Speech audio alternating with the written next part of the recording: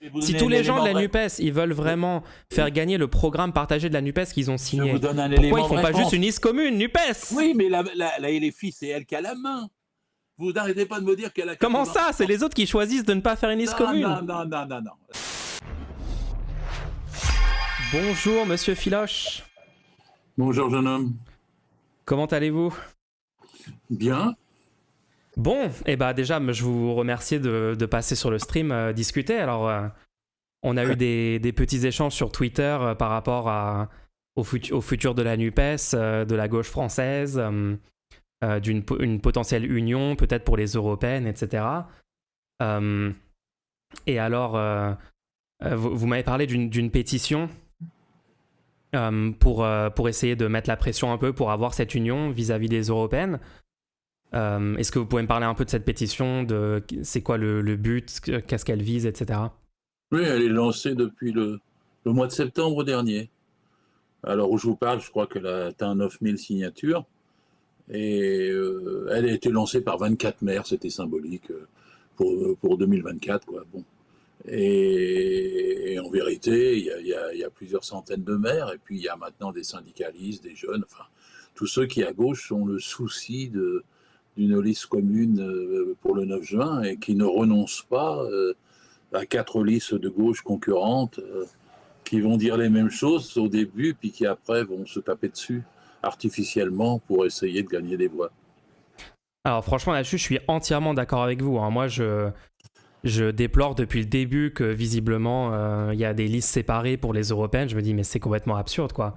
Tous ces partis ont signé un programme commun au moment des législatives, quand même. Programme de la NUPES, un programme avec certains petits compromis entre l'avenir en commun et les programmes des autres candidats. Et ouais, quand j'ai vu que c'était liste séparée, je me suis dit, mais c'est complètement absurde, quoi. Ça va réduire le nombre de sièges au Parlement européen pour la gauche, puisque si jamais il y a des listes qui arrivent en dessous de moins de 5%, elles auront 0 siège. Absolument. Donc c'est une stratégie qui a l'air Et les sièges seront absurde. reportés sur la droite. Hein. Oui, c'est exactement, Ça c'est ce fait qu'on gagner disait. des voix à la droite, ça fait gagner des voix mécaniquement. Ouais, exactement, c'est ce qu'on se disait aussi ça sur le stream avec mon camarade bien fait pour tous l'autre fois. C'est littéralement, c'est des sièges offerts à la droite et à l'extrême droite, vu qu'ils seront, en pourcentage, du coup, ça réduit les sièges pour la gauche. Enfin, c'est complètement fou. Oui, puis Et, c'est absurde parce que le Parti socialiste, par exemple, n'a que 2 députés sortants. Bon, sur une liste commune, il en aurait 5, 6, 7, 8, je ne sais pas. Hein. Le Parti communiste a 0 siège sortant.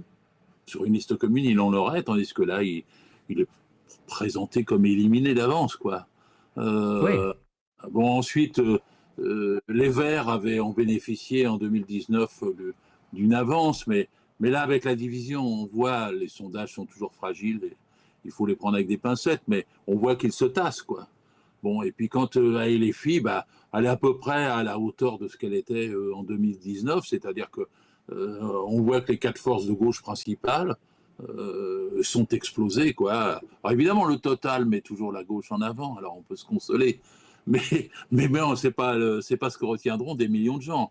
Ils retiendront que bah oui.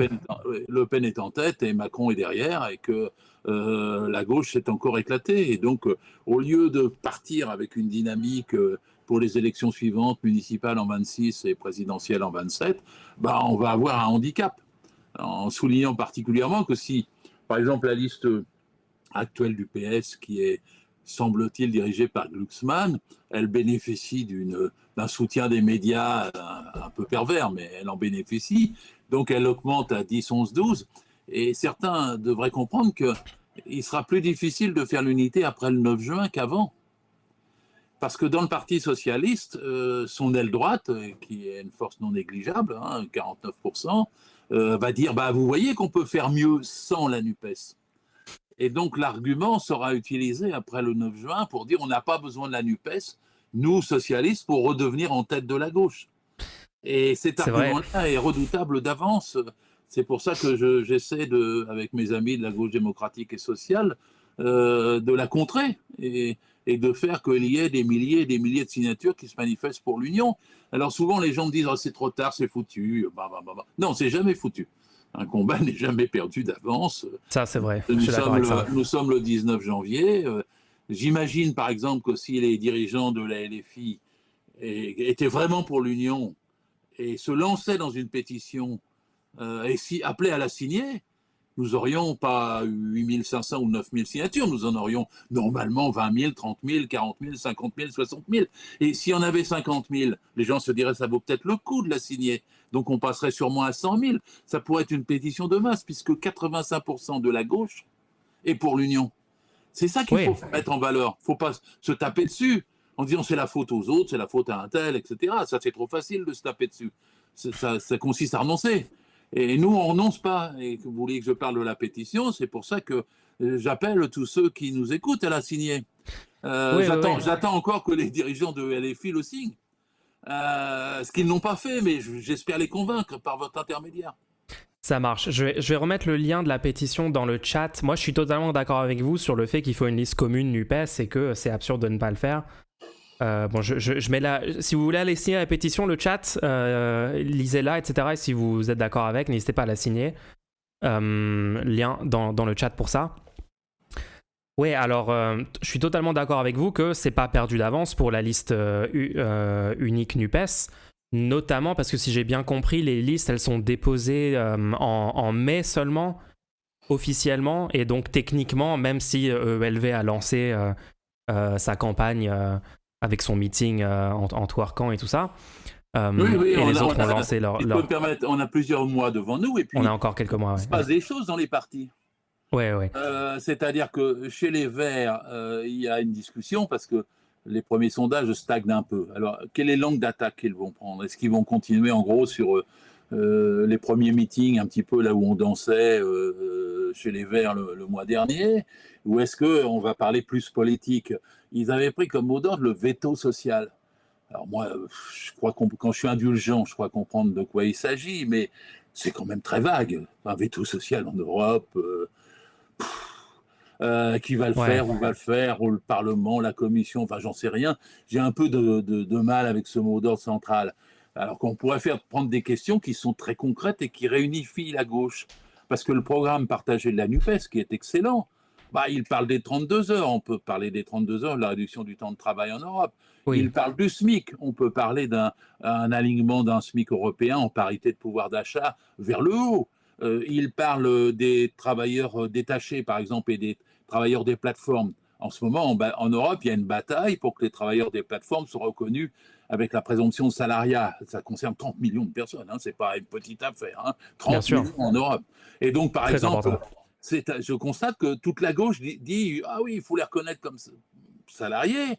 Et je constate que Macron se bat avec, je crois, les Hongrois et les Estoniens en Europe contre.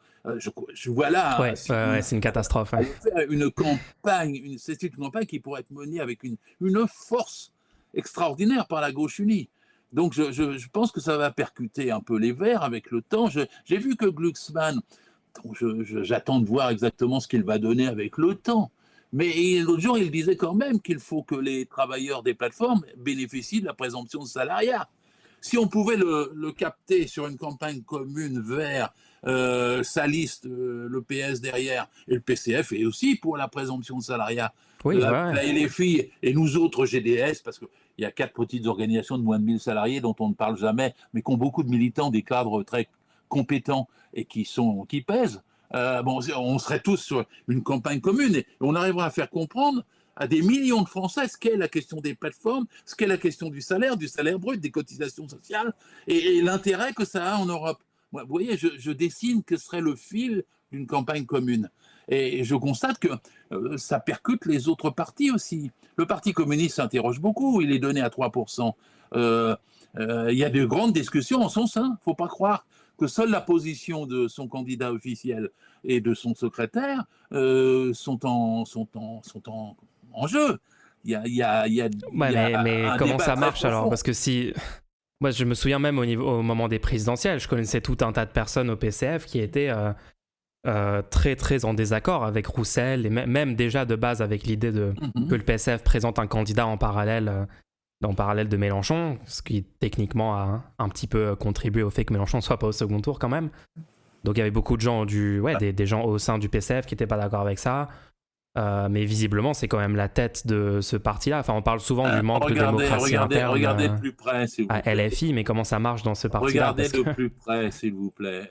Le groupe parlementaire PCF a refusé la position qui lui était proposée par Fabien Roussel de quitter l'intergroupe du PC. Le groupe parlementaire a dit on reste. Et pourquoi est-ce que Roussel veut quitter l'intergroupe NUPES? Ah, mais ça, il a sa position.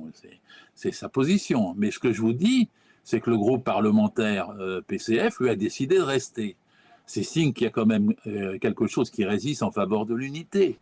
Ensuite, moi, j'ai écouté à la Fête de l'Humanité. Je suis un observateur comme tout le monde. Fabien Roussel, le matin, parlait, faire sa conférence de presse, très anti-NUPES, très polémique, etc. Puis j'ai écouté quand même le discours officiel de Fabien Gay, qui est le directeur de l'Humanité, devant 300 000 personnes l'après-midi. Il n'y avait pas une seule attaque contre la NUPES. Il n'y avait pas une seule présentation du candidat de leur liste séparée. Et je me suis dit que dans la direction du Parti communiste, sans être devin et sans vouloir interférer, encore que tout ce qui se passe dans une organisation de gauche concerne les autres, hein, mais sans vouloir interférer, il y avait du débat dans l'air. Et qu'au fur et à mesure que les sondages donneront 3%, peut-être la raison, de mon point de vue, hein, reviendra-t-elle à ce parti tout entier pour dire, bon, finalement, une liste commune, c'est bien. Parce que 3%, c'est de la perte d'argent, d'énergie et de sièges. C'est une claque. Ah, c'est sûr, ce serait un désastre. Ouais. J'ai vu même le sondage, le dernier, il donne à 2%. Les sondages sont fragiles, je le répète. Bon, alors ensuite, après, vient le PS. À l'origine, Olivier Faure, qui était le secrétaire, était pour une liste commune. En fait, il dit qu'il en a été dissuadé par des contacts houleux et un peu féroces avec la direction de LFI, qui fait qu'il ne pouvait plus présenter dans son propre parti avec conviction l'unité. Et donc, il a été sous la pression des autres pour faire une liste distincte. C'est, quand on est à 49%, 51%, on sait qu'il ne faut pas grand-chose pour que ça bascule. Hein. On fait de la politique et on sait qu'il faut respecter les idées des gens. S'il y avait eu des pas, à mon avis, plus importants faits en direction de la liste, il y aurait peut-être eu une liste commune. Mais vous savez, s'il y a un rapprochement, par exemple, du PC vers LFI à un moment, si les Verts eux-mêmes sentent que ça ne va pas bien, ça sera boule de neige. Hein. On s'apercevra qu'il n'y avait pas tant de différence que ça pour faire une liste commune. Et les différents tenants des appareils, les différents tenants des appareils pourront être soumis à une pression forte, puisque les sondages IFOP sont terribles. Hein. 90% des électeurs du PC sont pour l'Union. Ça doit être 78% dans LFI, 62%. Ouais, j'ai vu ces chiffres aussi. Vous avez vu ces chiffres, ils sont impressionnants. C'est-à-dire qu'on peut, avec une pétition, si elle était lancée à une échelle de masse, et on essaye. Hein. Comment ça se fait alors? Parce qu'on dit, enfin, souvent on entend dans les médias mainstream qu'il n'y a pas de démocratie interne à la France insoumise et que ça serait un problème extrêmement grave, que ça serait le chef qui dirige tout, etc. Comment ça se fait que dans ces autres partis, il semble y avoir une grosse majorité de gens qui sont pour cette liste commune? Or, au sommet des partis, ils ne prennent pas cette décision. Est-ce que du coup, il y aurait aussi un manque de démocratie interne dans ces autres partis? Oh, bien sûr. C'est une vieille histoire. Tous les partis de gauche dans l'histoire, dans le monde, hein, suscitent, qu'on le veuille ou non, des appareils. Parce que les appareils, ce sont les dirigeants, et ils ont comment dirais-je, les yeux tournés vers les institutions, alors que la base, elle a le nez tourné sur son portefeuille. Et petit à petit, des écarts se créent. Et il faut accepter de comprendre qu'il y a des appareils dans tous les partis. Et il faut accepter de lutter contre. Moi, personnellement, je fais pas forcément partie des gens qui vont dire il faut une démocratie interne dans un parti de gauche qui veut prendre le pouvoir dans la 5e République. Vous acceptez les appareils alors? Mais je pense que je pense que ça serait intéressant qu'on ait cette discussion, mais je voudrais juste rebondir sur un truc que vous avez dit un peu plus tôt, parce que je pense qu'on aura peut-être une analyse un petit peu différente là-dessus. Vous avez dit que la France insoumise avait sa responsabilité dans le fait qu'il n'y avait pas de liste commune. Moi, de ce que j'ai observé du comportement des gens de la France insoumise, j'ai vu qu'ils ont proposé la tête de liste, si jamais il y avait une liste commune NUPES, ils ont proposé la tête de liste à EELV, ce qui me semble être quand même une offre assez généreuse quand même, vu comment EELV s'est un peu comporté, et même les positions politiques qu'ils ont tenues, les diverses divergences qu'il y a eu avec leurs engagements au sein de la NUPES au moment des législatives. Donc moi je me suis dit, je vois que la France insoumise fait des efforts, même au sénatorial ils ont dit si on fait une liste commune au sénatorial, on est chaud d'avoir un seul siège. Il semble quand même faire des efforts vis-à-vis de construire cette NUPES unie dans les élections avec des listes communes et avec un programme commun. Moi, je vois surtout des comportements de la part des autres. En fait, j'ai même pas compris de base pourquoi ELV n'a pas juste dit oui, on fait une liste commune et on est à la tête de liste, pourquoi ils acceptent pas ça et pourquoi les autres n'acceptent pas. Alors, je vais vous... Comment vous dire? On peut parfois se battre pour l'unité en n'étant pas pour l'unité. On peut parfois dire oui, oui, oui, en faisant porter la faute aux autres. Mais est-ce que vous avez des exemples qui montreraient que la France Insoumise n'est pas pour l'unité de la NUPES? J'étais en train d'essayer de vous les donner. Ah, pardon. Parce que, comment dirais-je, l'union exige un respect, une persuasion, une certaine forme d'empathie, et pas, comment dirais-je, une domination, un hégémonisme ou une arrogance. C'est quelque chose qui n'est pas dans les programmes, ça. Hein. Pourtant, on peut avoir un programme partagé excellent, très bon. Et puis, malgré tout, l'hégémonisme peut nuire à l'union. Mais concrètement, c'est quoi?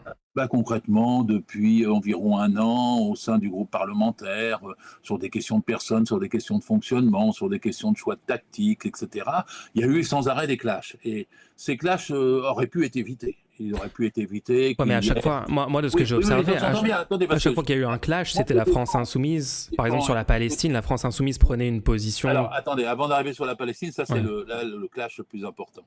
Mais au début, il était possible de quand même d'éviter de dire on est tous dans un même groupe, on se respecte, bon, et même de le proposer. Il était possible de chercher à dire que les questions de personnes et tout ça s'arrangeait à l'amiable. Il faut une partie de compromis pour faire fonctionner une union, et compromis respectable, hein, je ne parle pas de compromission. Et donc, il y a eu une série de clashs qui ont fait monter la vapeur, et comme c'était fragile et nouveau, la NUPES, ça n'a pas pris. Il aurait fallu réunir un parlement populaire plus souvent, il aurait fallu accepter des comités à la base unitaires, il aurait fallu se battre parce que l'union c'est à la base et au sommet, il aurait fallu démocratiser le fonctionnement de la NUPES, c'est-à-dire trouver un conseil national public où il y aurait, je sais pas, une trentaine de personnes, j'ai dit ça, le chiffre peu importe, mais qui représenterait à peu près toutes les sensibilités. Il aurait fallu faire participer des petites organisations comme la GDS ou la GES, etc., même à leur niveau, mais pour montrer qu'il y avait une volonté d'élargir et de démocratiser la NUPES. Ceci n'a été le fait de personne, et pas plus de la LFI que des autres. Moi, je discutais avec Olivier Faure, il me disait oui, nous on est pour. Je discutais avec Emmanuel Bompard, il me disait on fait ce qu'on peut. Avec le PC, il disait oui, non, enfin bon, il faut d'abord respecter le PC. Et puis avec les Verts, il disait es-tu écologique? Donc c'était pas facile à surmonter malgré l'excellent programme partagé. Et donc il y a eu une série de clashs. Quoi. Là, moi, mais c'est quel clash par exemple? J'ai défendu LFI sur la question des sénatoriales. J'étais pour qu'effectivement LFI ait au moins un siège. Et c'est une faute politique majeure des autres de ne pas lui avoir donné un siège. J'étais pour la démarche. Oui, bien sûr. Ouais, j'étais pour la démarche de Bompard qui disait à chaque élection nous allons faire des listes. Parce que je pense ensuite aux municipales qui vont être très difficiles. Donc on est d'accord que sur ce clash-là, en tout cas, c'est pas de la responsabilité de la LFI. Absolument, mais je n'ai pas dit que c'était que la LFI. J'ai dit qu'il y avait Est-ce qu'il y a des clashs qui, pour vous, sont la responsabilité de LFI, vu que vous dites que c'est la faute de la LFI? Dont celui sur la Palestine est un clash totalement dû à la LFI, totalement dû à Jean-Luc Mélenchon. Il n'y avait aucun intérêt à se battre sur la définition de terrorisme, de crime de guerre, etc. au début. C'était absolument pas le débat. Le débat était protéger Gaza, cesser le feu immédiat. D'avoir fait un clash là-dessus me semble... Je vais modérer mes mots parce que sinon, c'est, comment dirais-je, c'est vraiment une catastrophe. Si nous n'avons pas eu des centaines de milliers de manifestants pour le cessez-le-feu en France, c'est à cause de cette division de la gauche. On a même eu la droite qui a failli reprendre l'initiative sur l'antisémitisme. Alors qu'il y a eu en Grande-Bretagne, aux États-Unis, etc., parce qu'il n'y avait pas de division, parce que c'était pour cesser le feu. Il y a eu des millions de gens qui ont manifesté. Qu'est-ce que c'était au moment où il y avait besoin de sauver les Palestiniens, d'aller avoir une querelle pseudo-théorique sur le terrorisme ou les crimes de guerre? Ça ne Alors servait moi, à rien. C'était insensé. Ça oui, ne... alors là-dessus, moi, mon avis, c'est que en effet, le 7 octobre, c'est une attaque terroriste du Hamas. Ce sont Le terme c'est deux- ok de mettre ce terme-là. Mais si j'ai bien compris la position de la France insoumise initiale, et qui n'a pas vraiment changé depuis, Mélenchon, etc., c'est qu'eux, ils ont dit que ils l'ont qualifié de crime de guerre. Et en fait, au début, il y a eu une tentative de faire croire qu'ils avaient jamais voulu qualifier ça d'attentat terroriste. Or, il y a quand même, si je me souviens bien, il y a Mathilde Panot dans sa conférence initiale et aussi Bompard. je l'ai vu bafouiller sur ce sujet-là. Hein. Ouais, bon, c'était pas parfait. Non, mais je suis d'accord. Moi, j'ai aussi des désaccords sur la forme, mais elle a quand même employé plusieurs fois le mot terroriste, et Bompard aussi, dans les premiers jours, a employé le mot terroriste en disant on peut dire que c'est terroriste si vous voulez, etc. Écoutez, moi je n'en fais pas non plus un préalable. Ouais, mais donc pour moi là-dessus, moi je suis assez d'accord avec la position de la France insoumise là-dessus. Mis à part peut-être, pour moi le truc qui était le plus contre son camp de la France insoumise, c'était, je pense, une ou deux phrases de Daniel Obono qui ont été reprises, etc. Mais je pense qu'il y a des petites améliorations qu'ils auraient pu faire sur la forme, mais globalement, je leur jette pas la pierre pour leur position qui est globalement très très bonne. Par contre, est-ce qu'on est d'accord que quand Rutel Krief a un comportement horrible avec Bompard et que Mélenchon soutient Bompard avec un tweet et Marine Tondelier arrive en dessous du tweet en disant mais ça, c'est des bisbilles de cours de récréation. Non, on est d'accord qu'on ne peut pas comparer l'attitude du PS, de ELV et du PCF. On peut dire absolument que le fait d'avoir voulu batailler sur terrorisme, crime de guerre, etc. Mais qui a voulu batailler là-dessus? C'est pas la France insoumise. C'est Mélenchon, bien sûr. Mais bien sûr. Non, ils ont dit que c'était des crimes. Attendez, vous n'êtes pas d'accord que ce qu'a fait le Hamas, c'est des crimes de guerre? Il suffisait de dire, nous tout de suite, nous nous mettons d'accord, c'est le feu immédiat, et on manifeste là-dessus, et il n'y avait plus de débat. Mais on est d'accord que ce qu'a fait le Hamas, c'est des crimes de guerre. Mais bien sûr. Mais excusez-moi. Donc en quoi est-ce que dire un truc qui est vrai, en quoi est-ce que c'est faire un clash? Est-ce que c'est pas les autres qui ont réagi de façon incompréhensible? Le terrorisme, il a tous les sens dans l'histoire. Mandela était un terroriste. Manouchian, qu'on va faire entrer au Panthéon, était un terroriste. Le FLN algérien a commencé par le terrorisme à la Toussaint, avec des bombes dans 24 villes différentes. L'IRA était terroriste. L'État était terroriste. Donc le mot terroriste, il dépend des sociétés, des contextes, des rapports de force, des peuples et de la masse qu'il y a derrière. On va être totalement d'accord là-dessus, bien sûr, oui. Oui, mais si on est d'accord là-dessus, il n'y avait aucun problème à dire acte terroriste ou terroriste. D'ailleurs, nous autres, GDS, ils ont dit acte terroriste. On a réussi dans une dizaine de départements à faire signer, dès le 10 octobre, toute la gauche et les filles inclus, PS inclus, PC inclus, ELV inclus, sur cessez-le-feu immédiat et des textes qui étaient excellents. Mais moi, j'ai pas l'impression que LFI voulait nier que c'était terroriste. Ils voulaient plutôt mettre en circulation le terme crime de guerre pour que ça soit plus conforme au droit international. Ces textes ont été signés dans une dizaine de départements. Quand ils ont eu lieu, moi j'ai pris mon téléphone, c'était aussi mon rôle comme dirigeant de notre organisation. Donc j'ai appelé Olivier Faure qui m'a dit « Ah bah c'est bon, essaie de voir parce qu'on n'arrive pas à se mettre d'accord avec Bompard ».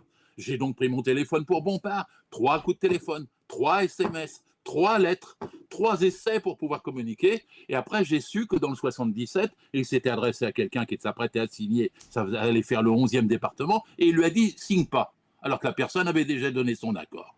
Donc il y a eu un blocage. À cause de ça, c'était une volonté de ne pas faire une alliance de toute la gauche en défense du cessez-le-feu immédiat. Mais mais même elle n'est pas partagée pour moi. Mais juste, d'accord, mais si on reprend la situation, juste après le 7 octobre, admettons, moi je veux bien vous concéder qu'il y avait des erreurs dans certaines expressions de la part de gens de la France insoumise, mais imaginons que leurs alliés de la... C'est pas une erreur là, c'est une faute.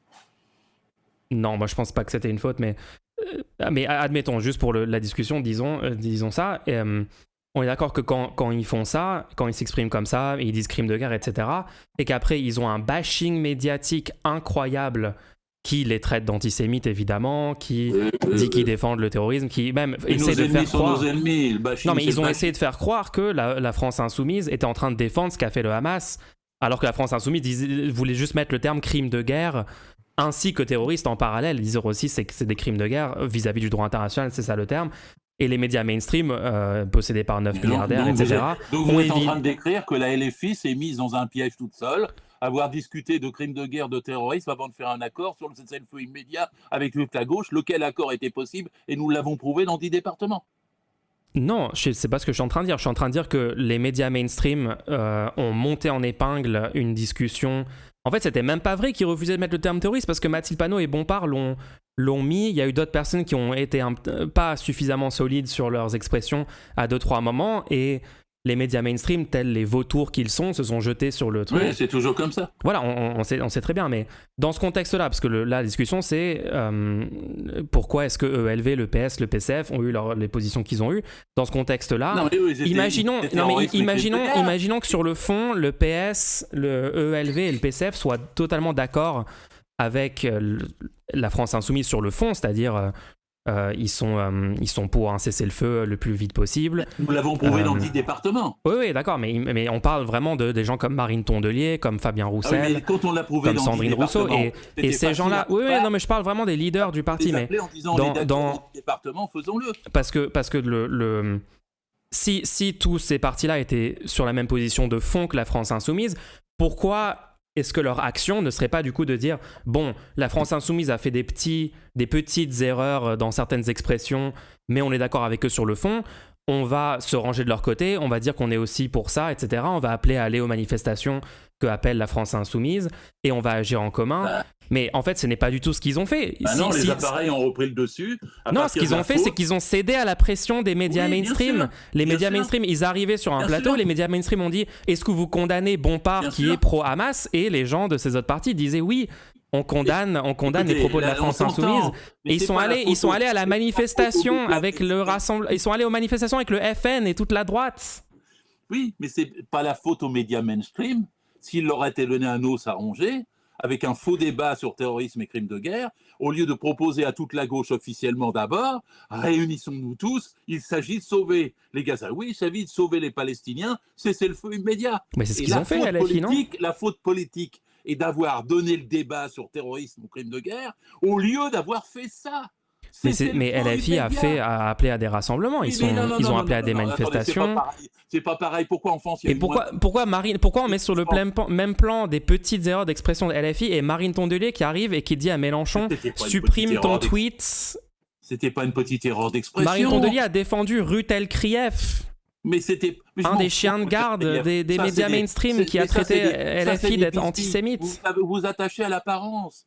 Moi, je sais bien que les médias sont comme ça. Mais pareil pour Sandrine Rousseau, elle a critiqué la France. Je me souviens très bien de ce qui s'est passé. Par les médias, je ne peux pas m'exprimer.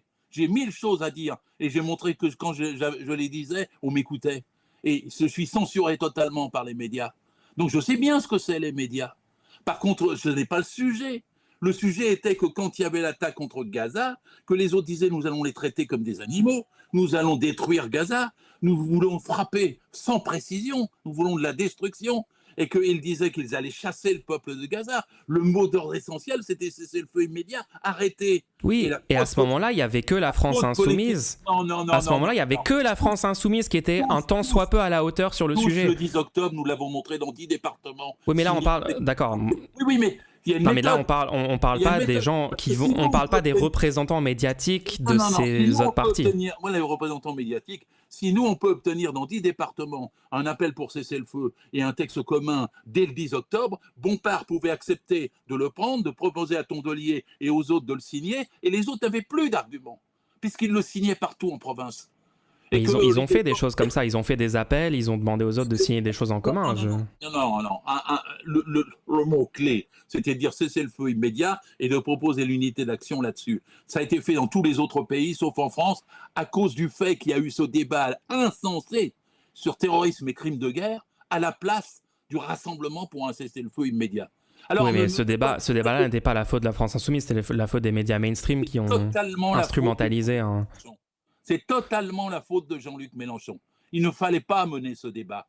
Il fallait se préoccuper de l'essentiel, du sort des Gazaouis et pas d'une politique sémantique. Il fallait se préoccuper du cessez-le-feu immédiat. Il ne fallait pas faire de diversion. Il fallait lever les obstacles avec les autres pour qu'il y ait l'unité. Et je vais vous dire quelque chose. Les autres sont tous responsables de la division. Mais moi j'ai une question. Les gens sur le terrain dont vous parlez dans ces autres partis qui ont fait des actions en commun avec LFI et là ça se passait bien, pourquoi est-ce qu'ils restent dans des partis dont les têtes de parti, dont les représentants médiatiques, dont les gens qui sont les candidats à l'élection présidentielle, etc., trahissent constamment des projets progressistes de gauche. C'est une question pourquoi avec des gens que je me suis posée depuis mai 68. Pourquoi il reste dans un parti avec Marine Tondelier qui demande à Mélenchon de supprimer un tweet qui fait des critiques totalement légitimes envers Rutel Krief? Mais je me demandais comment, après mai 68, après la grande grève générale que nous avions faite, pratiquement 13 millions de salariés occupant les entreprises, ça reste la plus grande grève de l'histoire de l'humanité. Je me demandais, on avait tous cette naïveté sans doute et cet enthousiasme. On disait voilà, on va créer des forces nouvelles, les autres vont abandonner les vieux partis qui n'ont pas su faire ça, etc., etc. Et ils ne les ont pas abandonnés. Ils s'en sont même servis à nouveau en 81 pour battre la droite. Ça m'a beaucoup interrogé. Après, c'était pareil au Portugal. Quand il y a c'est super intéressant, mais je pense qu'on s'éloigne un peu du sujet. Vous répondre. Vous me dites pourquoi ces gens restent dans les partis. Et j'essaie de vous répondre. Parce que non, mais c'est légitime de rester dans certains partis. Enfin, je pense que Mitterrand 81, c'était bien que Mitterrand gagne quand même. C'était une bonne chose. Oui, mais c'était déjà le même parti que sous Olivier Faure. Oui, mais à l'époque, c'était encore des gens de gauche qui étaient à la tête du parti, quoi. Mais Olivier Faure, c'est pareil. La nature du Parti socialiste n'a jamais changé de nature depuis 100 ans. Vous avez tous les hauts et tous les bas du Parti socialiste en fonction des rapports de force. En 1936, en 1945, en 1968 ou en 1981. Qu'est-ce qui arrive à ces partis? Ils ont des appareils. J'ai essayé de vous expliquer ça tout à l'heure. Comment passer par-dessus ces appareils? Il y a deux méthodes. La démocratie maximum, parce que ça met en péril les intérêts bureaucratiques. Et le deuxième, c'est l'union le plus possible des masses, salariés, etc., pour faire une pression telle que les apparatchiks et les appareils ne puissent pas freiner le mouvement. Et heureusement, dans l'histoire, les masses sont toujours plus fortes que les appareils. Hein. Mais si on revient sur la discussion... Quand vous me demandez pourquoi elles restent derrière les appareils, c'est parce qu'elles ne peuvent pas s'en détacher sans que les appareils anciens, traditionnels, ne soient dépassés et remplacés physiquement. Et les filles ne réussissent pas à remplacer physiquement l'ex-parti socialiste de Mitterrand. Et les filles ne réussissent pas à remplacer physiquement les organisations traditionnelles. Ce qui fait qu'elles ressurgissent. C'est déjà arrivé en Grèce. Hein. Le PASOK est ressurgi contre Syriza. Mais là, il se trouve que le PS, pour les européennes, si les sondages ne changent pas, je suis précautionneux, mais il se trouve devant, et les filles. Il faut s'interroger. Pourquoi ? Moi, je me suis déjà interrogé en 1968, 69, 70. Pourquoi c'était le PS et le PC qui ressortaient? Et pourquoi c'était pas les révolutionnaires de mai 68 qui l'emportaient? Et j'ai eu la réponse, avec l'OTAN. C'est qu'il faut donc travailler pour imposer l'union aux appareils et qu'il faut arriver dans un mouvement profond à les dépasser pour les remplacer. Après, LFI fait 22% et le PS fait 2%, donc je pense qu'en termes de remplacement...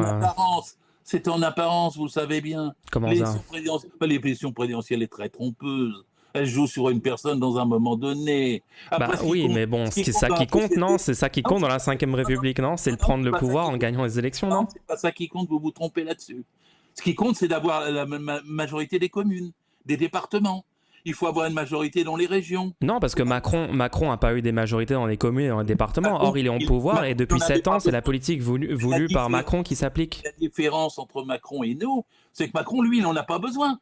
Parce qu'il a le CAC 40, les finances et tout l'appareil d'État. Oui, mais on est d'accord que si Mélenchon avait gagné l'élection présidentielle en 2022, la France Insoumise aurait pu appliquer son programme dans le pays. Mais il n'avait aucune chance de la gagner sans union. Bah si.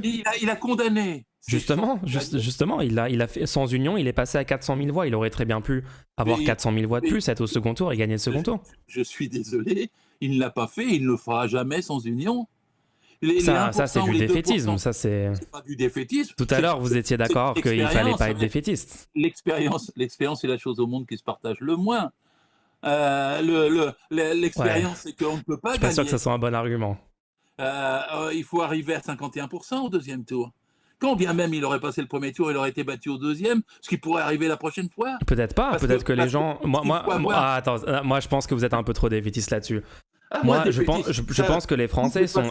Je pense que les Français détestent Macron, et en 2022, c'était déjà le cas, évidemment, après les 5 ans du premier quinquennat. Donc je pense que...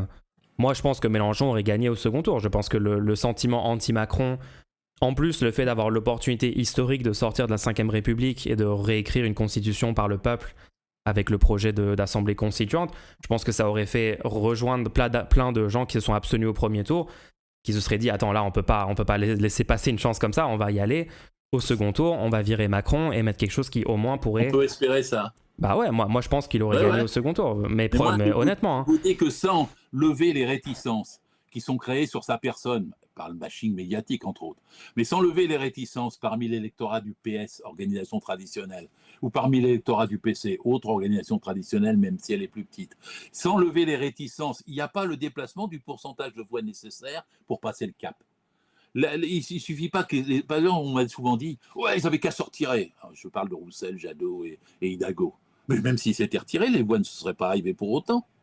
Parce que il y aurait eu plus de chances quand même. Il y aurait eu plus de chances, mais pas tant que ça. Mais il n'est pas passé au second tour pas tant que ça non plus. Donc, mais faites attention parce que les 22%, c'est déjà parce qu'il était le candidat le mieux placé. Les gens votaient de façon utile. Mais pas suffisamment. Les gens n'ont pas suffisamment voté de façon conséquentialiste. Qui votaient Hidalgo, qui votaient Jadot ou qui votaient Roussel, qui à la fin se sont dit ça ne sert à rien parce que le seul mieux placé, c'est Mélenchon. Pas parce qu'ils aimaient Mélenchon, mais parce qu'ils voulaient que la gauche soit au deuxième tour. Bah oui, mais on est d'accord que si les autres n'étaient pas présents sur les options donc ça aurait quand même donné plus de chance, non? Ceux qui voulaient que la gauche soit au second tour, c'était les unitaires. Mais ça aurait été une bonne chose. On est d'accord que ça aurait été une bonne chose si ces petits candidats faussement de gauche s'étaient retirés. Avec GDS, on a appelé à voter Mélenchon, vous le savez.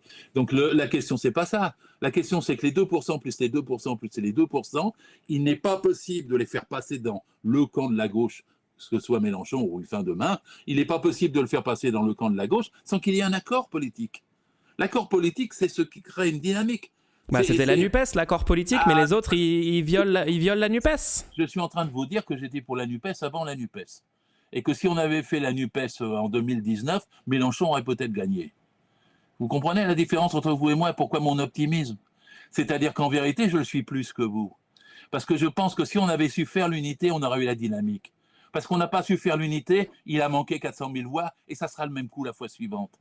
Parce que l'unité demande une empathie, une persuasion, des convictions, une attention, pas d'hégémonisme, pas de suprématisme, pas d'arrogance. L'unité demande un savoir-faire. Ce que je reproche à l'équipe dirigeante de LFI, parce que je crois que les militants de LFI, je les côtoie quand je vais faire des meetings en province, et j'en fais partout, sont très unitaires. Ils sont absolument pour l'union, et je n'ai pas vu ça se manifester à la direction récemment. Et donc, s'il y avait l'union, je crois qu'on gagnerait tous. Oui, mais on gagnerait avec quel programme? On est en train de perdre parce que... On gagnerait avec quel programme? Parce que les autres n'ont pas du tout l'air d'accord avec la France insoumise sur le fond. Nous n'avons aucun problème de programme. Ils ont tous signé le programme partagé. Aucun n'est revenu dessus. Les bisbilles dont nous sommes en train de parler, c'est des bisbilles hors du programme. C'est des querelles sur Quatennens, c'est des querelles sur machin, c'est des querelles sur la Palestine, etc. Mais le programme n'a jamais été remis en cause. Mais alors pourquoi est-ce qu'ils ne veulent pas faire une liste? Pourquoi est-ce qu'ils n'ont pas accepté la proposition de LFI de faire une liste commune aux législatives? Demandez-vous pourquoi. Parce qu'en fait, c'est la LFI c'est ce que je vous demande. Mais moi, j'ai pas d'explication. Si ces gens veulent vraiment, si tous les gens de la NUPES, ils veulent vraiment faire gagner le programme partagé de la NUPES qu'ils ont signé, pourquoi ils font pas juste une liste commune NUPES? Oui, mais la LFI, c'est elle qui a la main. Vous n'arrêtez pas de me dire qu'elle a... Comment ça? C'est les autres qui choisissent de ne pas faire une liste commune. Non. La LFI a la main. Vous me dites ELV a lancé... Vous me dites que ELV qui lance sa campagne européenne toute seule, hors NUPES, n'a pas la main sur ça. Le savoir-faire unitaire, si LFI l'avait, il existera encore. Donc ELV n'a pas de volonté libre de rejoindre ou pas cette liste unie. C'est Mélenchon qui contrôle tout. Moi, je le vois si Mélenchon était un peu plus sympa avec eux, là, tout d'un coup, il rejoindrait la liste unie, NUPES, tous les autres partis, instantanément. Eh bah oui. Et ils n'ont aucune responsabilité dans le fait de se lancer tout seul. Eh bah oui. Est-ce que quand on veut vraiment faire gagner un programme réellement de gauche comme celui de la NUPES dans le pays, est-ce qu'on met pas de côté des soi-disant réticences envers des personnes, envers Mélenchon, envers je ne sais qui, pour l'intérêt général, pour le peuple français, on s'en fout des personnes. Qui est en train de souffrir massivement de la politique macroniste et de la droite au pouvoir. Plus vous les dépolitisez. Moi, je comprends pas pourquoi on déresponsabilise des partis qui trahissent constamment leurs engagements qu'ils ont pris, qu'ils ont signé un programme en commun. Ils ont dit maintenant on fait la NUPES, etc. Rien. Personne n'a remis en cause le programme de la NUPES. Ça s'est fait sur des Mais pourquoi est-ce qu'il se lance tout seul alors? Pourquoi il part tout seul?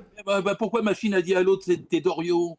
Pourquoi il y a une polémique sur un truc? Parce qu'il a littéralement pris des positions réactionnaires. Mais c'est incroyable. D'abord, elle ne connaissait pas Doriot. Parce que Doriot, il s'est fait virer du PC parce qu'il était unitaire. Staline n'en voulait pas à ce moment-là. Staline a changé plus tard pour faire le Front populaire. Et le Front populaire, c'était pas l'unité de la gauche, c'était l'unité avec la bourgeoisie. D'ailleurs, moi, je suis contre l'unité avec la bourgeoisie. Je suis contre l'unité du peuple. Je suis pour l'unité du salariat. Je suis pas pour l'ère du peuple. Je suis pour l'ère du salariat. Je veux bien être d'accord avec vous, mais il faudrait que vous m'expliquiez comment... Oui. Comment c'est de la faute de LFI que EELV lance une campagne des européennes sans accepter la main tendue? Moi, je vois Bompard qui dit on vous donne la tête de liste EELV. Vous avez, même s'ils ne méritent pas du tout une tête de liste ou quoi que ce soit, vu leur comportement depuis des années, littéralement maintenir Jadot en empêchant la gauche d'être au second tour et donc donnant la victoire à Macron. C'est pas comme ça que ça s'est passé. Revenez pas toujours sur non, mais voilà, mais donc ils ont dit vous avez la tête de liste. Ils ont dit on fait une liste commune NUPES. Et en fait, c'est de la faute de Mélenchon et de LFI que EELV ne disent pas oui, on va faire une liste commune NUPES. Comment ça fonctionne? Comment ça marche? Sans arrêt des allers-retours. Moi, je vous non, mais expliquez-moi comment ça marche. Moi, je suis pas convaincu de ça. Moi, je le vois pas. Ça marche. Je vous explique comment ça marche. Parce que si il y avait eu une bataille pour l'union faite par la LFI depuis les années 17, 18, 19, 20, nous ne serions pas là. Et donc, c'est vrai que les autres ont été déjà heurtés, etc., et que ça confortait leurs intérêts d'appareil. En janvier 2023, Marine Tondelier a dit devant Usul qu'ils allaient faire une liste séparée aux européennes. Dès janvier 2023. Mais ça ne me surprend pas, mais on aurait pu gagner pour les convaincre de ne pas la faire. S'il n'y avait pas eu tous ces incidents hors programme, hors mais unité, tous les incidents sont pas la faute de la France Insoumise. C'est la France Insoumise qui prend une bonne position politique de gauche et les autres qui, pour une raison complètement incompréhensible, attaquent, critiquent, sans aucun argument de fond. Je peux vous dire à ma façon, je vais citer Trotsky, hein, mais je suis un vieux trotskiste. Pas POI, hein, mais un vieux trotskiste. Le Trotsky disait que quand il y a une majorité se moque d'une minorité, et quand une minorité se moque de la majorité, c'est la majorité qui a tort. C'est-à-dire, il voulait dire par là que quand on veut déjouer les divisions, c'est ceux qui ont la main, qui tiennent le manche, qui ont la responsabilité de réussir. Mais pas EELV, le PS ou le PCF, que LFI. Ils ont leur faute, puisque je dis la majorité se moque de la minorité et la minorité se moque de la majorité. Je vous dis, ils ont leur faute.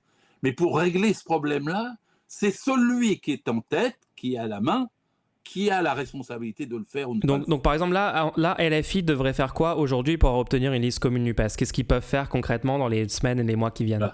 Avoir 1 million de signatures sur la pétition des 24 maires. C'est à notre portée.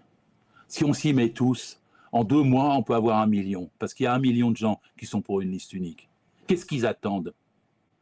Quelle campagne a été faite concrètement pour l'union?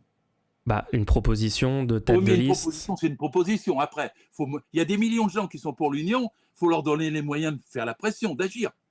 La pétition est quand même, dans une circonstance comme celle où nous sommes, l'élément essentiel. Vous m'avez dit que vous étiez pour au début. Oui, mais moi quand j'écoute toutes les interventions dans les médias de la France Insoumise, j'entends à chaque fois des gens de la France Insoumise dire on est pour une liste commune aux européennes, on appelle nos partenaires à faire au sein de la NUPES de faire une liste commune. Convaincre le clan dirigeant de la LFI de s'investir en masse pour la pétition. Et on trouvera à ce moment-là des militants du PC qui le feront aussi. Et il y aura des Verts aussi. Il faut donner des signaux quand on est unioniste. Il suffit pas d'envoyer... Non, mais là-dessus, je suis d'accord. Faisons la pétition à fond, mais... Il suffit pas d'envoyer une lettre en disant « j'ai pas de réponse de la part des autres » et d'accuser les autres. Mais en fait, le truc, c'est même si on obtiendrait cette pétition, on a déjà des sondages qui montrent que les électeurs de la NUPES sont en immense majorité pour... On le sait déjà. Donc on a des chiffres, donc je vois pas en quoi une pétition... Si, c'est autre chose. Hein. On parle pas de... Une pétition, ça montre juste que beaucoup de gens sont d'accord avec ce qui est écrit dans la pétition, mais les sondages montrent déjà que les gens sont pour ça, mais je vois pas en quoi ça va changer l'attitude de EELV, etc. Ça changera. 1 million de signatures, je vous assure que ça fera parler. Hein. Même le bashing des médias sera obligé d'en parler. Hein. Faisons-le. Moi, je suis ouvert à ça, mais bon. Vous parlez à quelqu'un qui se bat déjà depuis 3 mois pour que ça démarre. Nous ne sommes qu'à 9000, c'est à peu près à l'aune de ce que nous pouvons représenter politiquement. J'ai dit que nous étions moins de 1000 militants, comme Ensemble ou comme la GES, etc. Il y a 4 ou 5 groupes de moins de militants. Eux, ils essaient de travailler, me semble-t-il, à signer. Mais si une force comme les filles s'y décidait, ça changerait les choses et ça aurait de l'impact sur le PC et sur les Verts et dans le PS aussi. Et de la même façon, si, je ne sais pas comment on peut faire les choses, il ne faut pas le faire par une lettre publique, mais enfin, s'il y avait une demande de rencontre. Moi, j'ai vu un des derniers tweets d'Olivier Faure qui dit à Jean-Luc, tu sais, tu as toujours mon numéro, moi je suis toujours prêt à discuter, rappelle-moi quand tu veux, il n'a jamais rappelé. Bon, et quand même, on peut se rappeler. Hein, si on veut faire des signes, ça compte. Et ces signes-là comptent parce que à partir de ce moment-là, je vais pas pouvoir me prononcer là-dessus parce que là, je suis pas à ce niveau-là de connaissances et de détails sur la situation. Comment vous dire, c'est quand même ça qui se passe. Hein.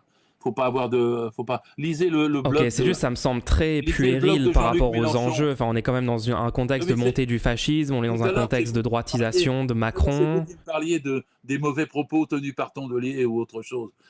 Oui, parce que moi, c'est ce que j'observe. Déjà, j'observe quoi? J'observe que en 2017. Mélenchon, il fait presque 20%. Donc ça y est, c'était la fin du PS. On a dit maintenant, on a un grand parti de masse qui peut l'emporter pour faire. Moi, j'ai jamais dit ça. On a un grand parti de gauche qui. On a réussi à reconstruire une gauche réellement de gauche, contrairement au PS qui s'est fait infiltrer par la droite avec Hollande, etc. Et donc, on a enfin une grande force, etc. 2022, qu'est-ce qu'ils font les autres? Qu'est-ce qu'ils font le PSF? Ils présentent un candidat en parallèle à Mélenchon, ce qu'ils n'avaient pas fait les 2 dernières fois. On comprend à aucun moment. Si ces gens sont pour la victoire de la gauche aux élections présidentielles, ça n'a aucun sens. Je termine juste là-dessus. Allez-y. Après, on a le PS, pareil, qui présente Anne Hidalgo et Jadot, l'aile droite de EELV, qui maintient un candidat. Moi, j'observe objectivement qu'il y a des gens qui veulent faire gagner la gauche dans le pays et d'autres qui semblent agir de façon à réduire les chances de victoire de la gauche dans le pays, parce qu'on sait très bien que dans la 5ème République, diviser les candidatures n'a aucun sens. Alors que ces autres candidats ne pouvaient pas être au second tour, ils n'avaient aucune chance d'être au second tour. Je vous écoutais, mais selon vous, il y a donc deux gauches irréconciliables, c'est ça? Non. Non, bon, donc on peut les réconcilier. Donc ce que vous me décrivez là est surmontable. Moi, ce que je comprends, c'est en quoi est-ce que la France insoumise qui va demander aux militants, des autres partis de faire une pétition. Si vous me coupez tout le temps. Non, mais je termine juste là-dessus. En quoi est-ce que la France insoumise qui va demander aux militants des autres partis de faire une pétition à l'encontre de l'avis des têtes de parti va adoucir les relations entre les partis? Écoutez, je vais vous dire quelque chose. En 2017, moi, le soir de l'élection, j'ai dit que Mélenchon et Hamon, ils étaient les 2 candidats de la gauche la plus bête du monde. Parce que s'ils s'étaient mis d'accord, on aurait peut-être gagné en 2017. Ouais, mais c'est Hamon qui voulait pas.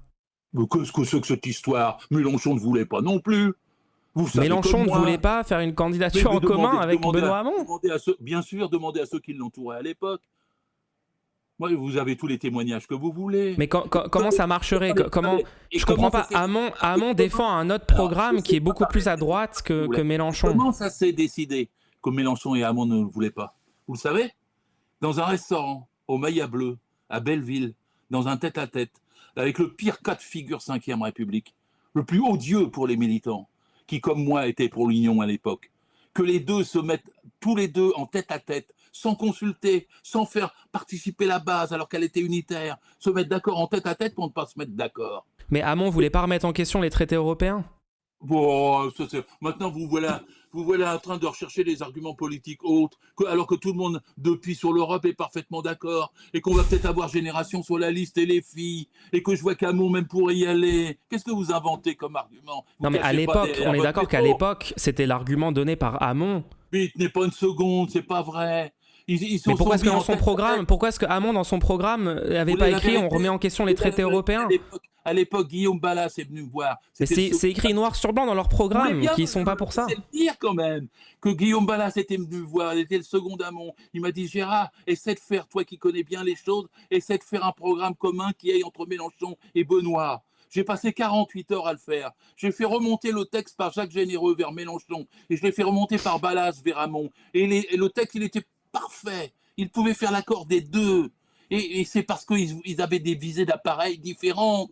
Et c'est pour ça qu'ils sont mis en tête à tête. Et c'était quoi les arguments de Hamon pour refuser ce texte? Mais moi, je ne sais pas. Je défends ma candidature, je défends mes intérêts particuliers, et toi, Jean-Luc aussi, c'est normal. Donc, on mange à tête, on se fout des millions de militants qu'il y a autour de nous, et en tête à tête, on se Ouais, met mais d'accord. ce que je comprends pas, c'est qu'on est d'accord que Mélenchon avait une chance d'être au second tour et Hamon n'en avait pas. On connaissait les sondages, Vous on allez me voyait tous. renverser l'argument, il avait qu'à se retirer. Bah non, mais Mais ben non, en ben quoi non. est-ce que Hamon, sachant que Hamon peut pas être au second tour, En c'était quoi évident l'argument pour de tout à n'importe qui l'heure, qui observait la vie politique en si 2017. Hamon s'était En quoi est-ce que retiré, c'est la responsabilité, en si quoi est-ce que c'est pas plus la Hamon, responsabilité d'Hamon qui maintient sa candidature pour faire parce que 6%? c'est celui qui est majoritaire qui a la responsabilité de dénouer ou pas l'accord. Parce que c'est celui qui a la main qui décide pour l'autre. Mais Et c'était que quoi si, les, ouais, mais visiblement Hamon, c'était quoi les conditions de Hamon alors?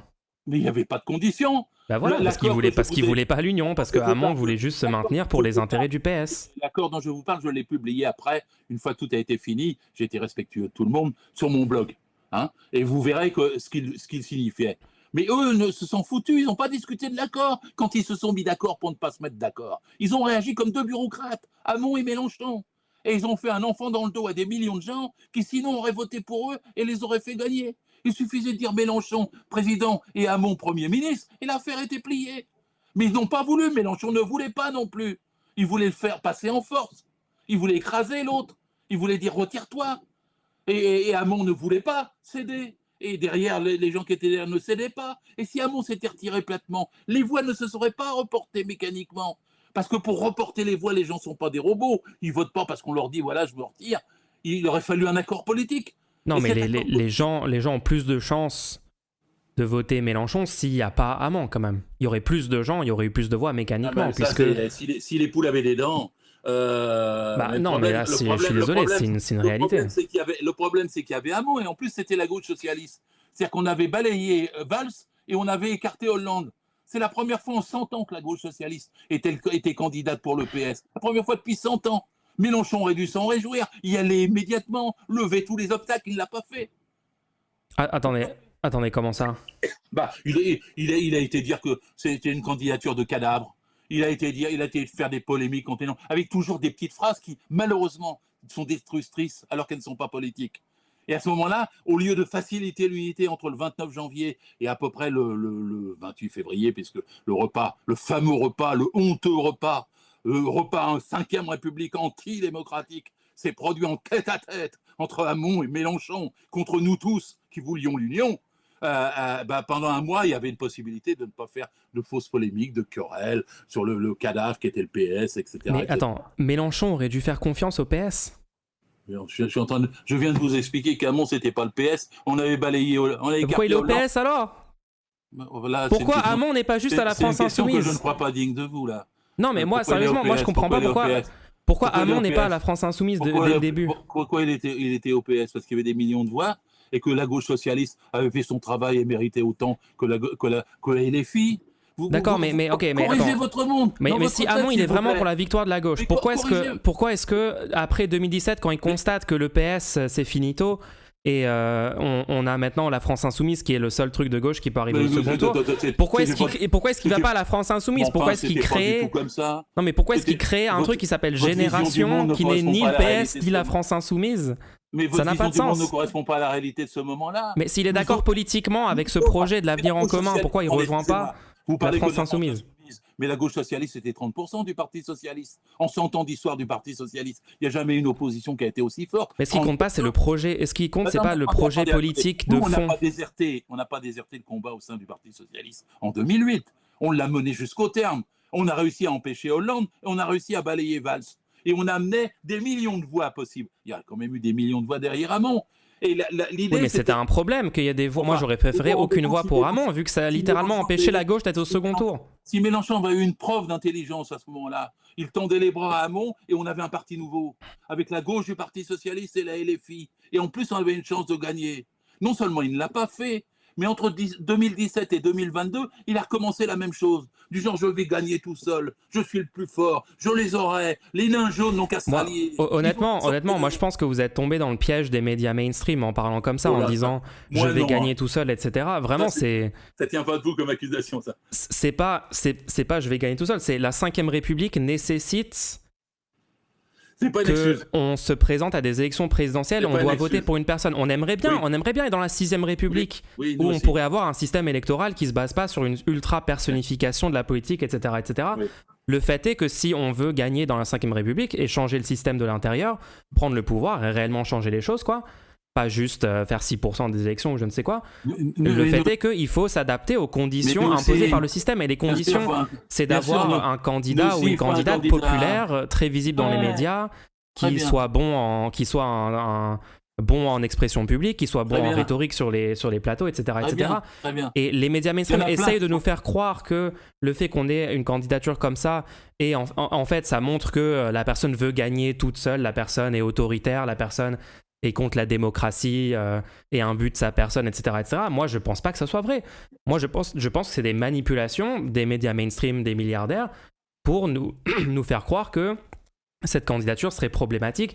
Et vous pouvez remplacer Mélenchon par n'importe qui dans un parti de gauche de rupture qui veut prendre le pouvoir dans la 5ème République. Il ferait les mêmes accusations, le ou la candidate aurait les mêmes comportements. Et franchement, moi, je suis d'avis que tout ça est une manipulation. Eh bien, moi, je suis d'avis- Et je pense que d'avis maintenant, il faut contraire. qu'on discute de la démocratie interne à la France insoumise, parce que je pense qu'on n'est pas du tout d'accord On là-dessus. va en discuter, on va discuter. Ouais. Je suis d'avis contraire. Je pense qu'un candidat qui veut passer en force et de façon solitaire est plus vulnérable qu'un candidat qui s'appuie sur un accord Mais ça veut unitaire. dire quoi, passer en force? Ça veut dire quoi? Pas tout seul. Jamais. Ça veut dire quoi, tout seul? Ça veut dire quoi? Jamais. Sans accord. Je suis en train de vous parler de la NUPES. Un candidat Mais qui c'est s'appuie- Mélenchon qui a fait l'accord de la NUPES. Mais il l'a fait trop tard après.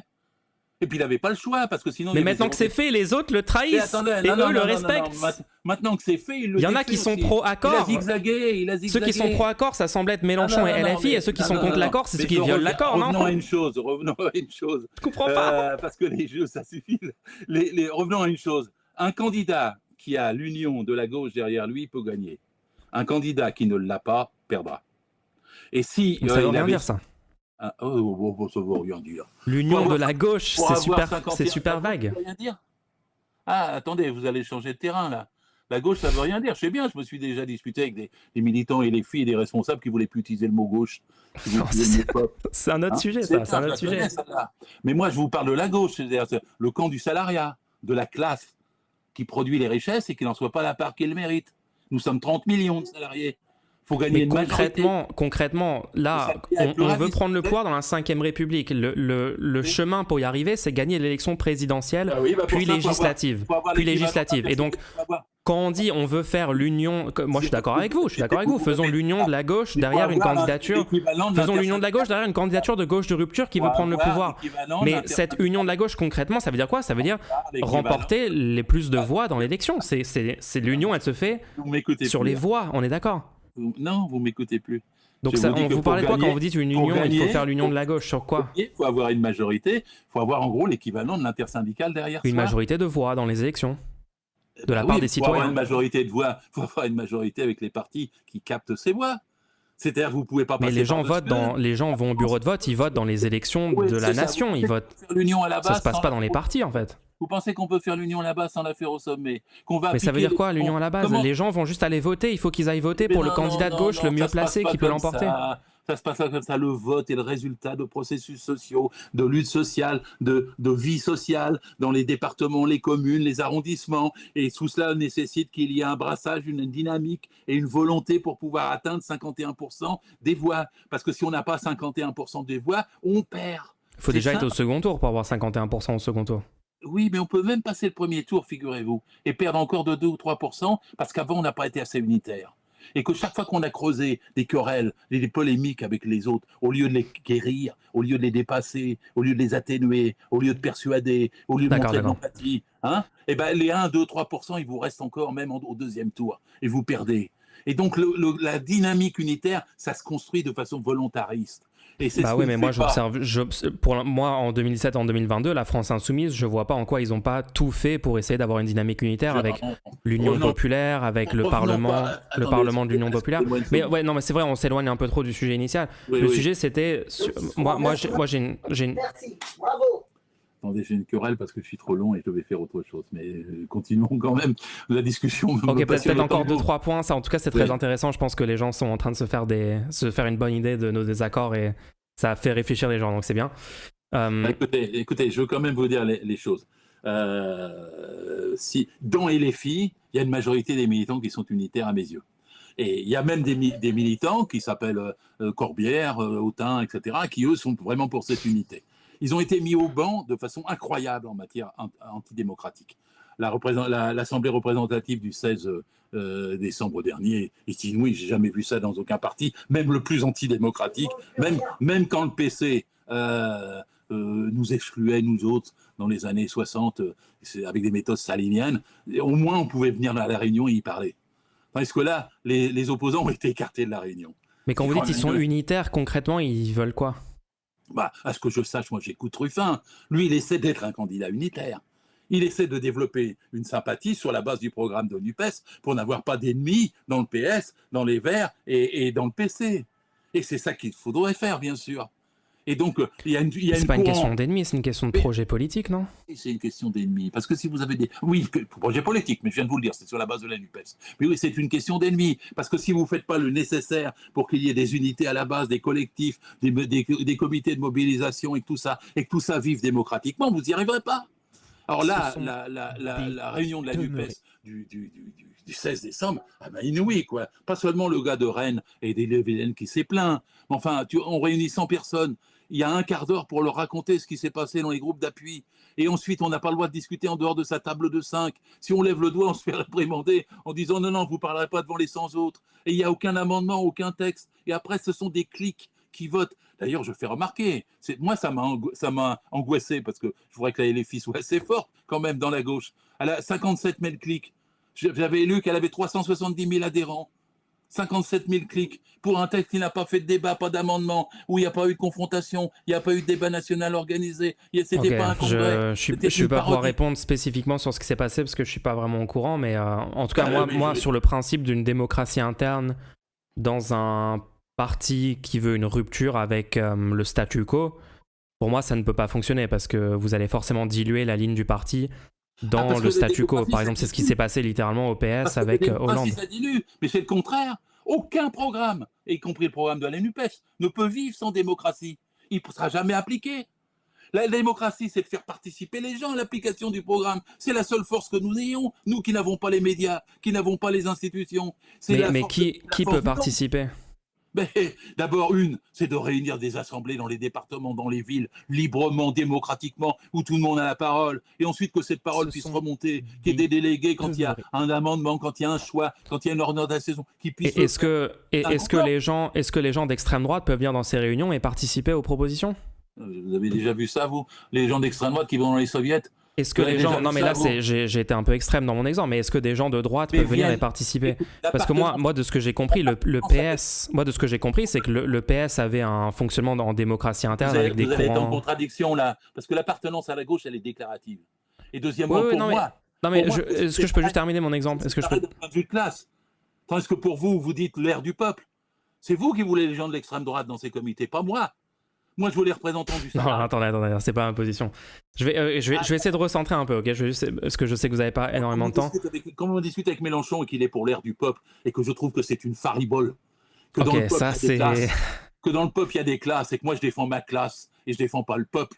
Je me bats contre les patrons qui sont dans le peuple, et je me bats contre la classe dominante qui est dans le peuple, et je défends ma classe sociale, le salariat. On est 30 millions qui produisons toutes les richesses, et je le répète toujours, qui n'avons pas la part que nous méritons. Et donc, je suis pour, évidemment, que les comités, ce que parlent les collectifs, etc., rassemblent les exploités et les opprimés. Et de toute façon, les exploiteurs n'y viendront pas, hein. Il n'y a pas de doute. Ok. Je vais essayer juste de recentrer une dernière question. Oui. Quand le PS a voté pour faire une liste unique, le PSF et ELV ont carrément annoncé leur liste. Le seul parti qui s'est laissé jusqu'à maintenant la possibilité de l'union, c'est la France Insoumise. Qu'est-ce que vous pensez de ça ? C'est bien. Et qui signe la pétition, si on a 1 million de signatures, ils n'auront même pas de problème. Et puis aussi, Génération veut les rejoindre, le NPA veut les rejoindre, pas de souci non plus. Donc de ce point de vue, après moi je réserve mon vote, hein, c'est peut-être pour eux que je voterai le 9 juin. C'est pas ça mon problème. Mon problème c'est que le 9 juin, il y aura 6%, 8%, 10%, 9% et que la gauche passera sous la table parce qu'on n'a pas été capable de faire une liste d'union. Et moi ce que je demande à LFI comme aux autres, c'est une obligation de résultat. C'est pas des excuses. C'est pas de dire c'est la faute aux autres. c'est de savoir surmonter les problèmes. Et quand on ne sait pas surmonter les problèmes pour parvenir à l'union, c'est une preuve d'incompétence. Si jamais la pétition obtient 1 million de signatures et que ça ne fait pas céder les autres pour qu'ils acceptent de faire une liste commune... Anticipez pas, ils ont 1 million de signatures. Non, mais est-ce que même dans ce cas-là, vous direz qu'il n'y a pas de faute à mettre sur le PSELV, mais s'il y a un le PCF, et c'est juste la faute de LFI? Si il y a 1 million de signatures et que LFI a vraiment fait campagne, c'est vraiment... Parce qu'on ne peut pas être Janus en matière d'union. On ne peut pas avoir une face qui dit union et une face qui dit si vous n'êtes pas pour l'union, je vais faire l'union populaire et je vous envoie vous faire foutre. On ne peut avoir qu'un visage quand on est pour l'union, celui qui est pour l'union. On peut pas. Je crois pas qu'ils ont dit on vous envoie vous faire foutre, mais on ne peut pas dire les deux.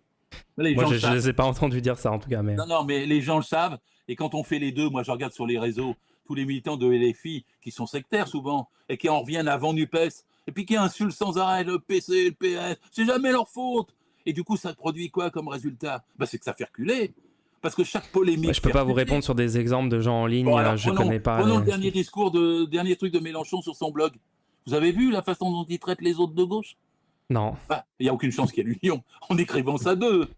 Enfin, voyons. Qu'est-ce qu'il a écrit? Il les traite d'opportunistes, de menteurs, de tricheurs. On ne peut pas faire comme ça.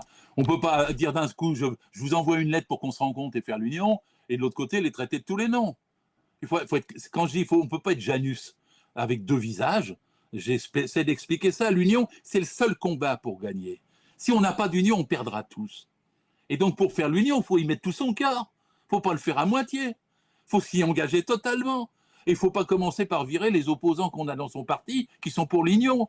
Mais du coup, Mélenchon, il doit mentir, par exemple, quand les autres, ils ont une position mauvaise sur Gaza, ou quand les autres ont une position désastreuse sur Naël, d'accord? On a déjà parlé de ça. On a déjà parlé de Gaza. Non, mais vous êtes en train de dire, en gros, Mélenchon ne doit mentir si jamais de la vie. Bah si, parce qu'il doit littéralement ne pas se prononcer sur des positions de droite prises par les autres partis. Mélenchon défend le programme de la NUPES. Qu'est-ce qui est important dans le programme de la NUPES? Le SMIC à 1 600 €, la retraite à 60 ans, la semaine de 32 heures. Pourquoi les autres font pas une liste commune NUPES, du coup, s'ils sont pour ça? Je vous le demande. Je vous le demande, moi. Il faut créer les conditions. Moi, honnêtement, ma réponse, ça fait quelques temps quand même que j'observe tout ce qui s'est passé. J'ai observé de près 2022 et ce que les autres ont fait, etc. À ce stade, mon explication pour le comportement des gens au PCF, au PS et à EELV au sommet du parti, pour moi, c'est juste de la défense de leur petite boutique politique à eux, de leurs intérêts personnels, de leur carrière, etc. Et moi, je pense pas que ces gens sont réellement pour une victoire d'un programme de gauche de rupture dans le pays. Je ne peux pas le croire, en fait, vu leur comportement, vu le fait de se maintenir... Qu'est-ce qu'on s'en fout? On veut l'union, on a besoin de l'union. Ouais, je suis d'accord. C'est pour ça que je fais la promotion de la pétition et je suis totalement d'accord qu'il faut mettre la pression pour avoir l'union, oui. La question que vous devez vous poser avec moi, c'est comment lever les obstacles à l'union. Comment ne pas les insulter dans les blogs tout le temps. Comment ne pas les prendre de haut en les traitant de nains jaunes. Parce que on est d'accord que quand Marine Tondelier arrive et dit à Mélenchon d'effacer un tweet légitime, est-ce qu'on peut juste 2 secondes dire quand même il y a un problème avec cette situation? On parle de la responsabilité. Parce que moi j'ai l'impression qu'on est en train de blâmer la victime dans la situation. Ça veut dire Mélenchon fait un tweet où il a raison dans le tweet, quelqu'un arrive en disant de supprimer le tweet sans aucune argumentation, sans aucune raison, et si on se plaint de ça, ça devient nous, les diviseurs, les gens qui sommes le problème. Je trouve qu'il y a quand même un peu le fait de blâmer la victime là-dedans. C'est la cour de récréation, ça n'a aucun intérêt ces trucs-là. C'est pas la cour de récréation, c'est des positions politiques. Critiquer le comportement de Ruth El-Krief et les accusations d'antisémitisme de Ruth El-Krief, c'est de la politique. Pas Janus. Il faut obtenir le résultat, il faut arriver à lever les obstacles. Donc chaque fois qu'il y a un obstacle, il faut le lever. Il faut dire non, d'accord, c'était pas Doriot. J'ai dit une bêtise en parlant de Doriot. Il faut lever tous les obstacles. Vu leur comportement. LFI propose la tête de liste à ELV. Ils ont déjà le comportement que vous dites. Ils ont déjà un comportement d'être super sympa. Ils ont déjà un comportement. Ça suffit pas. L'obligation de résultat, c'est de réussir. Parce que si on réussit pas, on perd tous. Tous les salariés perdent. Je suis d'accord.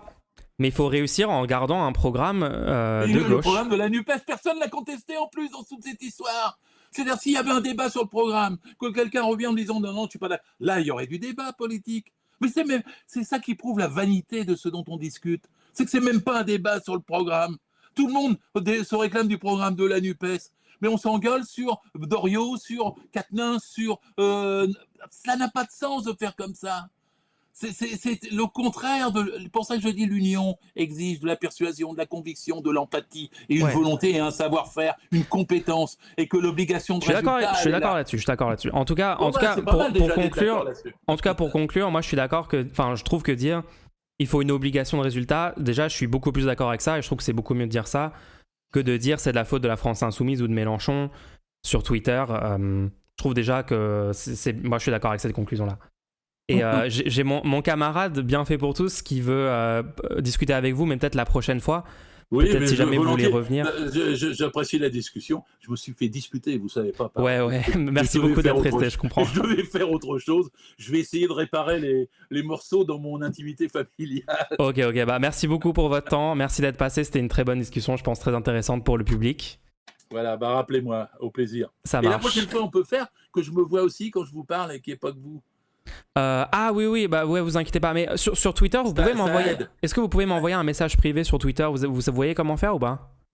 Ouais, bah vaguement, je suis pas très fort, mais Il faut oui, cliquer qu'est-ce qu'il sur faut que je vous dise le petit Qu'est-ce bouton qu'il faut à que je côté vous du dise bouton pour vous abonner à mon compte. Vous avez un petit bouton avec une boîte aux lettres. Si vous cliquez là-dessus, vous pouvez m'envoyer un message. En fait, j'avais du mal à vous contacter. Ou vous pouvez me contacter par mail aussi, par Oui, email. parce que moi, je suis d'habitude, je suis classique, je suis avec Zoom. Alors, ça marche, donc, mais Ça marche, d'accord. ça marche. En tout cas, on va repartager la pétition et on va essayer d'obtenir ce million de signatures, ok? On va essayer de le faire. On est d'accord. On est d'accord là-dessus. Bonne soirée. Merci beaucoup, bonne soirée. Au revoir. Au revoir. Ok. C'était une bonne discussion en vrai, les gens. C'était une bonne discussion.